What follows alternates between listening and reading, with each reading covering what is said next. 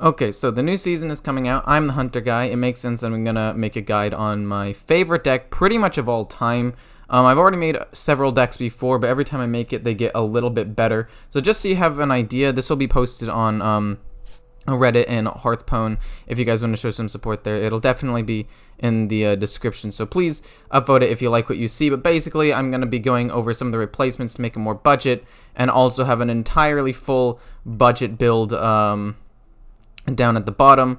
I'm going to be going over an overview of the deck. I'm going to be going over a general turn by turn for the first couple of turns, mulligans into certain matchups and specific cards. I'm going to go into the deck list. I'm going to show you some stats. I'm going to talk about every single matchup all the way down the list, all of the big ones that you're probably going to play, and then there'll be links at the bottom.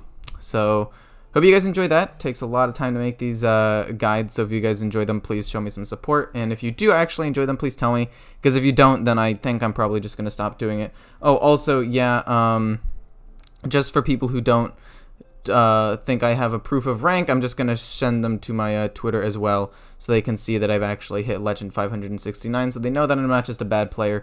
I'm making this guide. So anyway, just I guess a general rundown. I guess I'll talk about the overview of the deck. Basically, this deck is a Highlander deck where you have the main power play win conditions of, ooh, what's this? That's weird. Play odd cost cards? Yeah, I could do that. Play Hunter? I'm about to play that right now, so perfect. Of Zephyrus, you have Bran, you have Dragon Queen Alexstrasza. So this deck struggles into aggro a little bit, but with the secret package, especially if you're able to cheese out things like Phase Stalker, and you're able to get out some of these secrets, it can make it a little bit more doable. Then once you hit about turn 5-ish, you become pretty much unstoppable. You get a ridiculous amount of card draw. You get ridiculous amounts of rushed minions that can then be recast with Azul Jin, which is another great late game card. You have Bran and Dragon Queen Alexstrasza to help. You have Siamet to deal with some sticky minions on the board. Throw in a Silence in there to help against those pesky taunt druids, along with Zephyrus if you need that. Also, Zephyrus, I should actually put this in the guide because I forgot to, but into Resurrect Priest, Zephyrus, get Polymorph for Hex. Mwah. Oh, if he revives one of those, it's just the best thing in the world. So that's actually, I actually forgot to put that in the guide, but I will do that right after this. You have the Legendary Mech package, and if you want to go the more budget version, I've already made a video on that, but basically, it runs a Dragon package instead of all these other Legendary units. So anyway, that's the general overview. Struggles early game, gets really strong late game. Early game isn't that weak. You have some secret synergy cards, so you want to be playing some secrets. The main ones you want to play are Snake and Rat Trap because they're hardest to kill. But if you're playing into aggro, Explosive Trap, Freeze Trap, and Snipe can be pretty decent as well. Into Rogue, Rat Traps, oh, it's beautiful. Oh my goodness. Also, the Dwarven Sharpshooter was a huge buff to this deck because if you play it turn 1 and you're able to kill off most things turn 2, it really helps your early game. Like, it makes a pretty bad early game into something that, like, you can actually salvage because then you get to your powerful turn 3 right after that and you're able to, like... So basically, you have a couple of spikes. You have a spike 3, then a dip 4, and then after 5, you kind of take off. And that's basically the way this deck functions. Tracking is a late game cycling tool later on, but if you want to take it out for something else like an extra silence or something... because I've been thinking about doing that with the increase of wall druids. I've been thinking about taking out a track and putting it in Ironbeak Owl. But I still like the tracking. I like the search mechanic, so I could potentially get game, because sometimes I'd rather get a tracking and then get Brand than get a silence. So I personally like tracking a lot, but I hope you guys enjoy the actual gameplay itself. I'm probably only going to play one game, but hopefully it's a good one. Okay, so into Druid, generally speaking, you're probably gonna want to have to rush him down because he's probably going wall, and this is one of the ones where you would want another silence in. So I'll keep a 3-drop because Animal Companion's pretty good and hope to draw a 1-drop or a I did not. It's a little bit of a bummer, but I'm pretty sure I should still be able to close this one out. Snake Trap's fine, and let's just play it out. Let's just see how this goes. Okay, Tree Enforcements isn't bad. Wait, he's Token. Oh, wait, actually, Token makes this a lot different. Token's actually a worst matchup because he can generate boards so many times. And since I got rid of Unleash the Hounds... Oh, no, I just assumed he was going to be wall. Okay, you know what? We can recover from this. We are good players. Snipe's not a good card because he's probably going to play the 1-drop that spawns another 2/2. So I'll go with Snake Trap for now. Play the weapon. Deal with some of his minions, play a minion of my own, hope he trades in. Ah, Snap actually might have been good there. That's a shame. I probably should have played Snipe. It's fine. Eaglehorn Bow still deals with that just fine. And if I had played Snipe, it would have gotten rid of a charge, which means that the Eaglehorn Bow wouldn't have worked. Him playing that first, in most cases, actually would be bad, but in this particular case, it's actually good. I'm going to hit this because if he has the thing that allows him to draw cards for less if he has a train out, that's pretty good. But anyway, playing the 2-3 was actually the smart play there, because if he had hit and it was freeze or explosive, he wouldn't have gotten the battle cry off. So most of the time you want to try out the cards first. Oh, he's forced to play another one, which is actually pretty decent for me, I'm not gonna lie.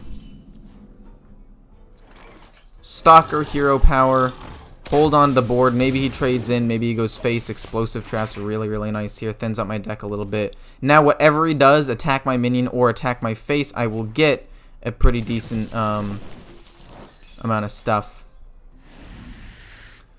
Okay, so that goes off. That's actually not bad. This actually doesn't bother me at all because I have Explosive Trap. I feel like that's not even that amazing of a play. Like, he could just trade in, but if he trades in, then I have Explosive Trap, which is fine. Even if he pumps the board here, that's not even that big of a deal. Like, that and that will both die, and then I'm able to hit him with my snakes. Like, this is totally fine. Obviously, it was unlikely that I'd get an Explosive Trap there, but he's now committed a lot of resources to this board. Subject 9 doesn't draw me a ton here. It draws me 2 cards, but he's still a pretty solid minion. Gonna trade in, try to get some board control. I have 2 plays I can do. I can either play Snipe, Animal Companion, or just Subject 9. I think Subject 9 to draw me some options is probably fine, because like Freeze Trap will stall out the game a little bit. I can play Freeze Trap, Snipe, and Rat Trap next turn to just keep myself alive. Having a 4/4 out there is not bad either. You could play Force of Nature, not Force, no, maybe it is Force of Nature. I forget what it's called, the 3/2/2s. And then a Kartut Defender, not a Kartut Defender, the Anubisath Defender or whatever, the one that he can play for free. This would all kind of suck, but ultimately, I still don't think it would be that bad. Okay, this is fine. He's gonna draw some cards. Is he gonna... What's happening? Okay, this is actually not even that bad. This is very much winnable. This 1-drop is Forest Aid. Oh, not this 1-drop. This card he's had in his leftmost hand is 1,000,000% Forest Aid. Like, I can say with pretty much full certainty that it is. What are we gonna get here? Misha's really nice. I'm fine hitting this into that. Gonna play Snipe to deal with one of his minions when he plays it. I guess I can trade in here, because again, into this matchup, full board control, because he can't do anything if he doesn't have a board, right? And just so you guys know that this is the worst matchup, look at this. We are looking at Highlander Hunter.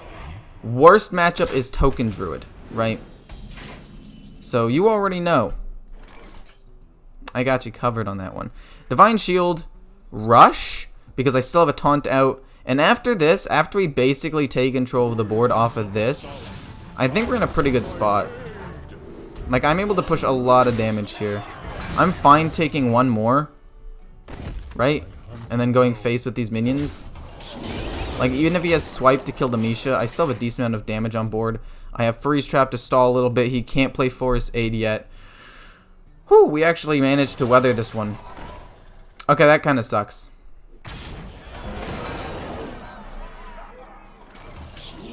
I think I'm... How much damage? 10, 15, boom, boom. Not enough. Deadly Shot, actually. Then play that. There's no need to play Rat Trap. He doesn't have that many cards in hand. We'll just hit him. I didn't have lethal. I'm going to hold on to this charge just in case he plays another thing and I'm able to get one more charge out of the weapon because I'm greedy. And I don't think he's going to do anything that can take over the board and wipe me. So I'm going to just err on the side of caution here. Another Mulch Muncher. He's going to hit.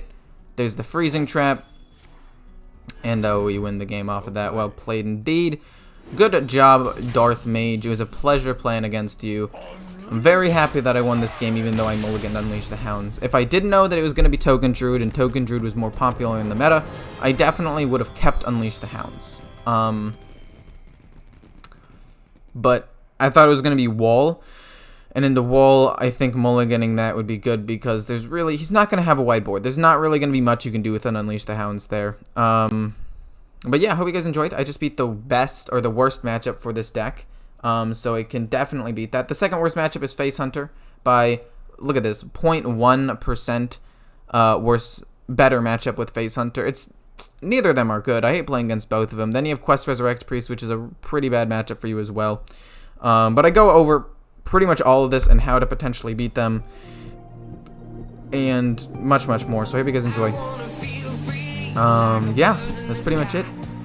This is gonna be a short video, I apologize, but kind of tired. It's like 12, it's like past midnight. I spent a ton of time making this guide today, so whew. Hope you guys enjoy. See ya.